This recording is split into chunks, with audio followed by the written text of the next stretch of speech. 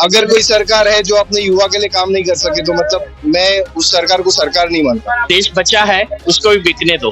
2024 में एक ही आवाज है, अब की बार मोदी सरकार। मोदी ने जो काम किए हैं किसी ने नहीं किए। देश बिका होगा तो लोगों को समझ आ जाएगा, अब की बार मोदी सरकार।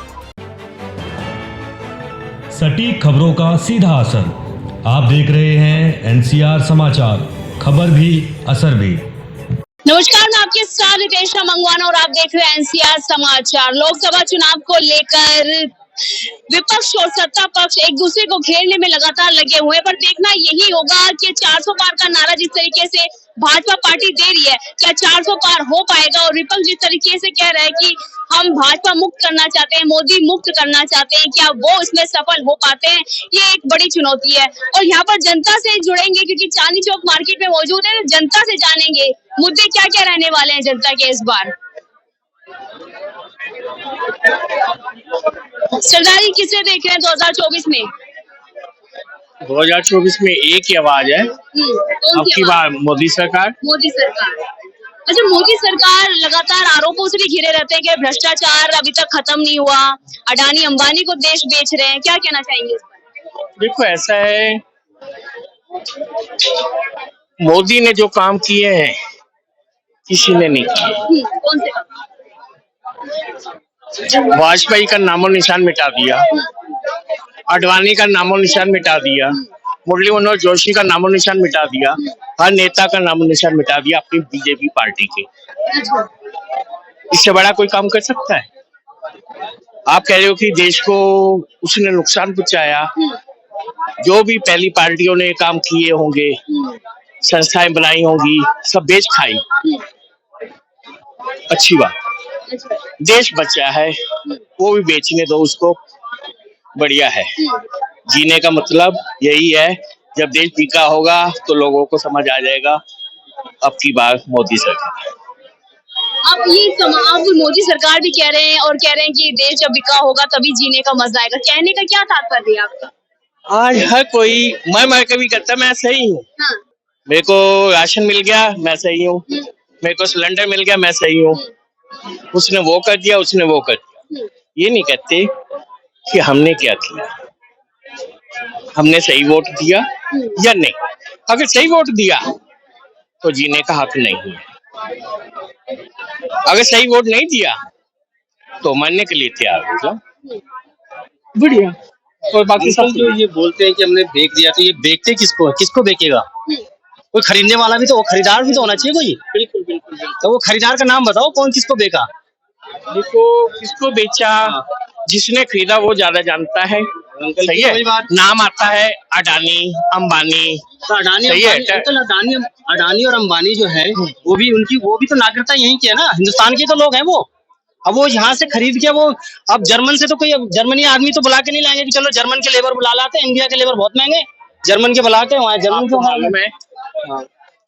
अंकल मैं लड़ नहीं रहा हूँ, अंकल मैं बच्चा वो वार्तालाप कर रहा हूँ, अगर गलत होगा तो बता दीजिएगा। जितनी भी सरकारें आज तक आई है सभी ने घपले किए, सही है, सबने घपले किए, सबने नुकसान पहुंचाया देश को। किसी ने सोचा हिंदुस्तानियों के बारे में, किसी ने सोचा इस धरती के बारे में। जब विपक्ष में थे बहुत अच्छे विचार थे इन लोगों के, किनके? बीजेपी वाले। सही है, आज भी तो अच्छे विचार है, वोट दो। मैंने कहा ना, देश बचा है उसको भी बिकने दो। अच्छा, जो देश बचा है। बीजेपी में और कोई नेता बचा हुआ है? कोई नेता है भाषण देने के लिए, जुबान खोलने के लिए? नहीं ना। अंकल तमाम नेता देते भाषण। बीजेपी में तो आप देख लो अंकल, बीजेपी में तो उठा के देख लो, कमलनाथ से लेके योगी आदित्यनाथ, आप जितने भी नेता हैं उनको तो अपॉर्चुनिटी है खूब, जैसे मर्जी वैसे भाषण दो। और इनमें बीजेपी में तो आप अगर अच्छे मैंने देखा आप जैसे मर्जी भाषण दो, मंच पे आए। कमलनाथ कैसे बीजेपी में? राजनाथ सिंह के बारे में सही है, मैंने देखा राजनाथ सिंह जी को, कितनी इज्जतमान है, मोदी के लिए माला आई, बड़ी माला आई, सभी नेता अपने गले में डालते थे। राजनाथ सिंह जी ने अपने गले में डाली, जब देखा किसी नेता ने डाली, मोदी के लिए डाली, फटाफट निकाल दी। ये इज्जत है, बड़ी इज्जत है। ऐसी इज्जत होनी चाहिए। ऐसी इज्जत नहीं होगी तो अडवाणी की लिस्ट में, वाजपेयी की लिस्ट में कैसे आएंगे लोग। अच्छा सर, ये बताइए, लगातार जो किसान हैं जब वो आ जाते हैं अपने धरने के लिए, एमएसपी के लिए आ जाते हैं, तो उन्हें कहा जाता है फर्जी किसान है, वो दलाल किसान है, इस तरीके के आरोप लगाए जाते हैं। बिल्कुल, हम तो कहते हैं, हमें आप किसी भी नाम से बुलाते हो, हमें कबूल है, सही है। अन्न हमारा क्यों खाते हो? हमें आपके सारे तमके मंजूर हो गए, हमने कबूल लिए, हमारा अन्न क्यों खाते हो? हमारे पास वोट मांगने क्यों आते हो? अगर आपको हमारी मांगे अच्छी नहीं लग रही, हम मानते हैं, कोई बात नहीं। आपको हमारी मांगे अच्छी नहीं लगी, आपने वचन क्यों किया, वादा क्यों किया, हम पूरी करेंगे। नहीं किया तो अब की बात हुई मोदी सरकार 400 पार। 400 पार का जिस तरीके से लगातार नारा दे रहे, 400 पार, 400 पार, क्या 400 पार का अनुमान कैसे लग रहा है उनको? देखो, अभी अभी कोर्ट से फैसला आया है ईवीएम पे, अभी पूरा कंप्लीट फैसला नहीं है। हाँ, ये है, प्रोग्रेस है, जल्दी आपको वो भी समझ आएगा 400 पार कैसे। अच्छा, आप सिख हैं, सरदार हैं, तो मैं ये पूछना चाहूंगी कि सरदारों के अच्छे दिन आए 10 साल में?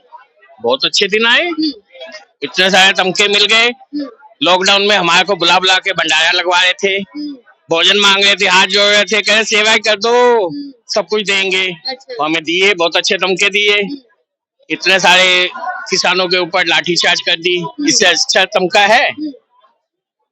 फिर हमें मेडल दिया गोली मार के, बहुत बढ़िया मेडल है, हमने स्वीकार किया। पीठ पे नहीं खाया, सीने पे लगवाया, लगा हुआ है। अब आपकी बारी है हमारा वोट लेने की, ले लो।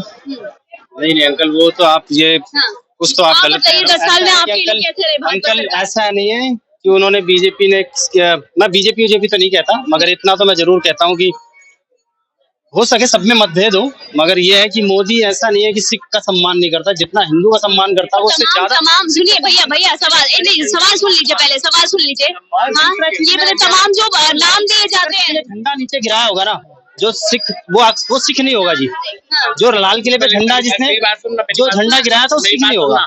कोई झंडा गिराया नहीं गया, वो उसने झंडा गिराया नहीं गया। जब पोल खाली हंगामा कोई करेगा, पोल डंडी तो मारा जाएगा ही, चाहे वो मैं हूँ चाहे वो पोल, मेरी बात सुनो, पोल और डंडी हो खाली पड़ी है, हम उस पे कुछ भी बांधने का हक रखते हैं। दूसरी चीज क्या है कि देखिए, पहली बात सुनो, मेरी बात पहले आपकी बात सुन रहा था, सुन लो मेरी बात, अब सुन नहीं रहे आप। हाँ, अब आप बातें कही, जिसने झंडा फहराया वो मारा गया, वो नहीं मारा गया, मारा नहीं, पकड़ा तो जाएगा। जो दिल्ली में आके हंगामा कर रहे हैं, बॉर्डर पे आके हंगामा कर रहे हैं, अगर करना है तो धरना साइड में बैठ के करो ना। आपने देखा, दूसरे लोगों तो परेशान कर ही रहे हो ना। साइड में बैठ के कर रहे थे ना। साइड में कहाँ बैठे थे? आप गए थे क्या? कब आए? आप गए थे? आप कब गए थे? दिखा दो क्लिप, आप गए थे। मैं क्यों आपको दिखाऊं? मैं आपको बता रहा हूँ ना भाई साहब, पूरा बॉर्डर, प्रमाण पत्र दूंगी, तो मैं आपको क्यों प्रमाण पत्र दूं? मैं बता रहा हूँ ना। जो आपको मिनिमम यही नहीं पता एमएसपी होती क्या, तो आप फिर उस पे बात ही क्यों कर रहे हैं? मैडम एमएसपी, अब आपने अचानक पूछा, थोड़ा सा टाइम तो लगता है ना। ऑब्वियस बात नहीं, यहाँ पर मैंने देखा है कि कुछ पता नहीं होता फिर भी बोलने आ जाते हैं। नहीं तो आप लोग क्यों कैमरे लेके भागते पूछते रहते हैं? जब पूछोगे तो बोलेगा ही कोई ना कोई। नहीं तो सरदार जी से पूछ लो। सरदार जी कह रहे थे कि 400 पार नहीं करेंगे। मैं सरदार जी को अभी बता दूं, मैं अभी सरदार जी को बता दूं कि जो अगर पंजाब में कितनी सीटें, 13 सीटें है ना पंजाब में, 13 सीटें में देख लेना 10 सीटें आएंगी। आप कह रहे हो सरदार जी देंगे नहीं। सिख जो है समुदाय, सिख समुदाय के लिए उसने किया है, और सिख समुदाय के लिए सम्मान है। कांग्रेस से ज्यादा सम्मान है सिख समुदाय के लिए मोदी के अंदर, और वो देगा। ठीक है सरदार जी, आप जितने भी चुनाव हुए हैं, जितने भी आज तक चुनाव हुए हैं पंजाब में, सही है, आज तक सीटें नहीं आई हैं पंजाब में। सीटें इसलिए नहीं आई, पंजाब के लोग जो अच्छा काम करता है उसके साथ खड़े होते हैं, जो नहीं करता ना नहीं खड़े होते। लुट चुके हैं सब। पंजाब में इस वक्त कैंसर फैला हुआ है, पंजाब को खत्म किया गया। ठीक है, ये बातें बहुत दूर जाएंगी, इन बातों में मत आओ। आप चुनाव पे आओ, चुनाव पे आओ। आप बताओ सर, अच्छा ये बताओ मेरा अच्छा काम भैया किया, अच्छा काम भैया मेरा सवाल सुन लो, अगर सवाल सुनने की हिम्मत है तो 400 पार कैसे हो पाएंगे? 400 पार हो गए मैडम, किसी से पूछ लो। किस मुद्दे के साथ हो पाएंगे? मुद्दे है मैडम, मुद्दा विकास तो है ही, विकास तो किया ही है।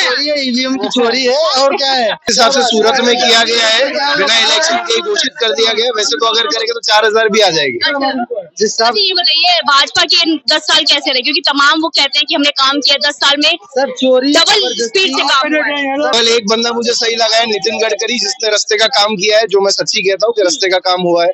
बाकी कुछ काम नहीं हुआ है। इतने लोग हैं जो घर पे पड़े हुए हैं, जिन्हें काम नहीं है, नौकरी नहीं है, जवान युवा पड़े हुए हैं, अच्छी डिग्री है जिनके पास, बिना काम के बेचारे घूम रहे हैं। तो अगर कोई सरकार है जो अपने युवा के लिए काम नहीं कर सके, तो मतलब मैं उस सरकार को सरकार नहीं मानता। 2 करोड़ रोजगार का वादा किया था, क्या लगता है 10 साल में मिल पाए 2 करोड़? 2 करोड़ को रोजगार, वैसे तो हर साल 2 करोड़ बोला था, पर 10 साल में कितने मिले? तो क्या इनके नेता बढ़ने वाले, इन्हें रोजगार मिलने वाली है? हमें तो नहीं मिल रही, युवाओं को नहीं मिली। नहीं मिल रही। हाँ, युवाओं को रोजगार नहीं मिला। कहाँ मिला?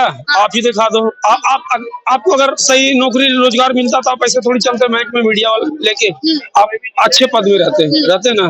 मुझे तो नहीं लग रहा कि यहाँ का कुछ माहौल बनेगा, और दिन भर दिन बिगड़ते जा रहा है। अच्छा। खास करके एक क्या मैटर है, कुछ भी लीजिए, यहाँ पर ही कोई भी बात होता है हिंदू मुसलमान, ऐसा नहीं होना चाहिए। सबसे पहला बात, कोई भी नेता हो इस देश पे, उसका मुद्दा ये होना चाहिए कि मैं सबको जोड़ के चलूं, कोई जाति प्रभाव ना करूं। कौन कर रहा है? अब देख लो कौन कर रहा है। नाम बताइए। नाम से हम वाकिफ है, अब भी वाकिफ है, ठीक है ना। नहीं, नाम सुनना चाहते हैं। अब देख लो कौन है, क्या है, दुनिया जान रहा है, मुंह की खुलवा रहे हो। ठीक है, बातचीत करने के लिए लोकसभा चुनाव को लेकर यहाँ जनता से जानने के लिए आए थे कि जनता 4 जून को किसकी सरकार देख रही है और इस बार किन मुद्दों के साथ पोलिंग बूथ पर नजर आएगी। मैं आपके साथ रितेश मंगवान और आप देख रहे थे एनसीआर समाचार।